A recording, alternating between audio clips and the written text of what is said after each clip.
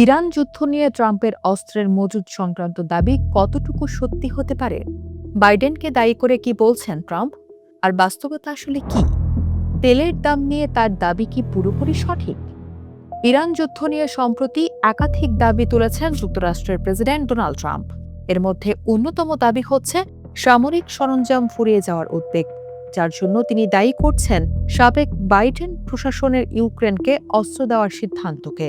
তবে fact check করে দেখা গেছে এই দাবি বিভ্রান্তিকর।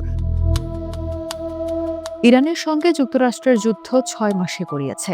এর মধ্যে সামরিক সরঞ্জাম ফুরিয়ে যাওয়া, সেনা হতাহতের সংখ্যা বৃদ্ধি এবং অর্থনৈতিক ক্ষয়ক্ষতি নিয়ে উদ্বেগ বাড়ছে।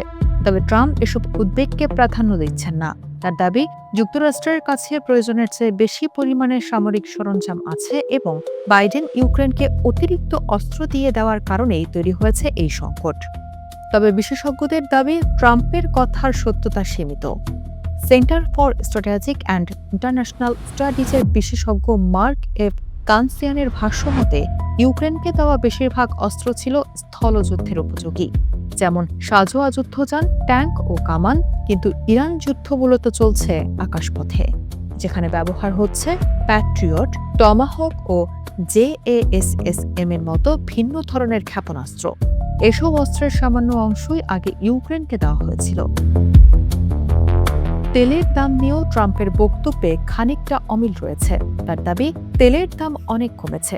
গত সোমবার সাময়িক যুদ্ধবিরতির সময় প্রকৃতপক্ষে তেলের দামে বড় পতন হয়েছিল, যা ছিল মে মাসের পর সবচেয়ে বড় একদিনের পতন। তবে যুদ্ধ শুরুর আগের তুলনায় তেলের দাম এখনো প্রায় 20% বেশি। এছাড়া হতাহতের সংখ্যা নিয়ে প্রকাশিত এক চার্টেও অমিল পাওয়া গিয়েছে।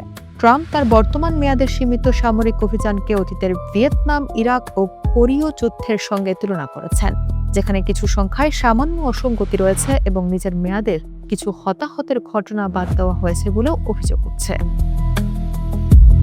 সব মিলিয়ে ইরান যুদ্ধ নিয়ে ট্রাম্পের একাধিক দাবির পেছনে আংশিক সত্যতা থাকলেও বাস্তব পরিস্থিতি অনেকটাই ভিন্ন বলে জানাচ্ছে তথ্য প্রমাণ।